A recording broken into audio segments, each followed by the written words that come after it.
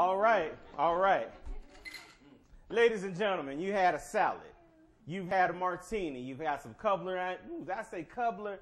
That's country. You have some cobbler in the oven. You've got green chili enchiladas. You got a nice pot of Spanish rice. You got you some nice noni dressing. If you want to know more about it, why don't you go to my website, In the Kitchen with AJ. All right? It's been fun, y'all. We'll see you in a minute. No, it's nothing like having great entertainers in the house with you. I mean, first and foremost, I'd like to say hello to my wonderful, wonderful rhythm section. Fabulous singers.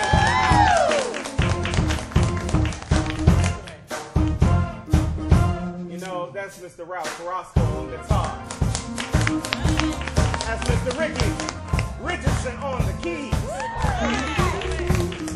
The one, the only Mr. Larry Rhymes on the bass. The very beautiful Miss Yolanda Craig. Vocals. In the middle, Miss Tracy Sanders. Y'all know my girl Tamika. Yeah. On the skins in the back, my musical director. How about it, y'all, for Mr. Timothy E. Craig? I didn't put it all the way out there, Tim. Sitting next to me is the very, very lovely Miss Chanel Gavaya. Y'all seen her around town. This girl's got mad, mad vocals. Yes, I love it. I love it. How you doing, baby? I'm doing wonderful. I'm so glad to be here, a part of this beautiful event, and it's very exciting. I'm going to get right to the meat of it. You know, I always wanted to ask you this. I met her. We did a benefit together. And I've been told by your mom, who's a good friend of mine as well, and also my stylist, so please, you see it on credits. Check out Miss Kim Gavaya. But, you know, you've been singing for how long now? I have been singing for my whole life. Literally, I was singing before I was even Just came out the womb blowing. I was singing, yes. Okay, I ain't mad at you. Always, I'm not mad always. at you. It's a passion. Let me tell you, I think she came on the cut. We were doing a benefit for another friend, and she came out and she did Alicia Keys' Fallen. And I pulled a whole bunch of singers out the audience and didn't know none of them. Just like, you can sing, come on. We sang back up for another young lady, and it was just amazing. So you guys got to look out for it. This is the new up-and-coming R&B, you know, one of the R&B divas. On the real tip. She do it well, you know? Y'all give it up for her. So tell me this. What is the single? Because I know I heard it privately because you shared it with me. What's the name of the single again? My new single is called Why You Wanna. And it's about relationships and giving your all in a relationship to someone. All the things they said they needed and wanted. However, it wasn't good enough. So why you want to play with my heart? You got to sing a little piece for him. Let him know what you do. Sing a little piece for him. Ooh, all the things you said you needed. And oh, all the things I had, I gave up to you, baby. Why you wanna come play with my love, my love? Did y'all see Ella Fitzgerald just run through?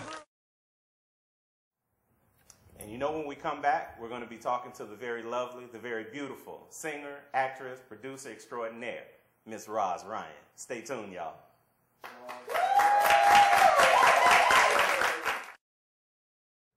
You know, it's so good to have you on set today, Miss Roz. How you doing today? I'm fine, baby. All right, all right. You know, I am blessed to be able to have the opportunity to be on this side talking to you. We know each other from another side, so I try to make this official and ask all the right questions. You know what I'm saying? The who, the what, the when, the where, the why, and maybe how. I don't remember. Okay. Plead the fifth, baby. Plead the fifth. Now I remember, and I ain't got no secrets. Okay. Come on, boo. You know what? First thing I want to ask you, how'd you get started in the business? I won a talent show in Detroit when I was 15. The WCHB talent show at the Fox Theater, the famous Fox Theater. Okay. And I started singing in nightclubs right after that. Yeah, yeah. Chaperoned. Yeah. From the dressing room to the stage, not drinking, had a chaperone, Eli Fontaine, until I was about 17. But that was when music was real. That's what we talked about a little earlier. When things were real. About business, it was about the way things were organized, it was structured. We see things a little differently in 2009. It's but a little raggedy. There. I'm sorry. That's it. No, but hey, I chose different. Yeah. It's a little raggedy. It was, we were very disciplined then, and coming up in Detroit, you had to really learn how to perform because those people worked very hard for their money, and if you didn't perform, they would let you know. That's right. That's right. I like the word groomed. Groomed is good. Yeah, because y'all were groomed for it. There Groomed was is no good. doubt. And any of us, like myself, who listen to music today, people ask me, "Oh, AJ, you heard that new song?" I'm like, no. Because I have a tendency to listen to what I know and love, and that's real music. I was just talking to the ladies about certain things that are in my iPod, like the Dells and the Ohio players. Okay. And it's like some of the stuff that comes out now, I don't know it. Right. Some of these singers, I don't know them. Right. YouTube, that's the only way I found out about a few. There's some out there that I guess are really doing it, but because they're not, you know, and they're not doing, so therefore you don't really hear about that good talent. But one thing I really admire about what you've done is you are more than just a vocalist. You're a talented actress. I mean, y'all remember her from different TV shows? Yeah, you know. That's one of the favorites, you know that. But honestly, Wanda and I, you know, my sister, everybody knows it. We were talking about Good News. Yes. How did you like working on that show? Well, it was the same producer as Amen.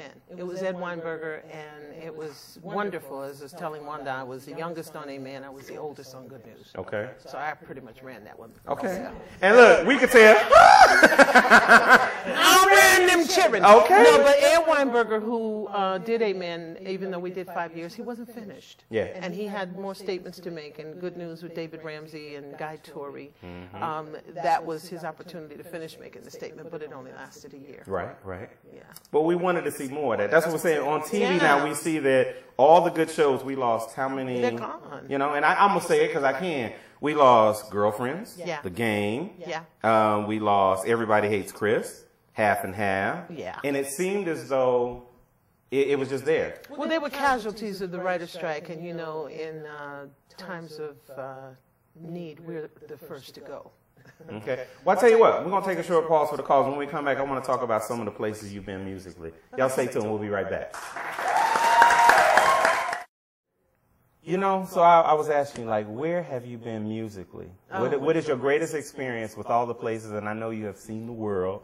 So where are some of the greatest places that you've been that are just memorable to you? Australia is one. I got my scuba diving license there. Okay. And there's an island off of Perth, Australia, which is Western Australia, called Rottnest. And it's named after these little animals called quackers that are like little rats that walk like kangaroos. Okay. And I stayed there for a couple of months. And I got a scuba diving license, and I swam in the wild with the dolphins. And that's one of the most memorable places.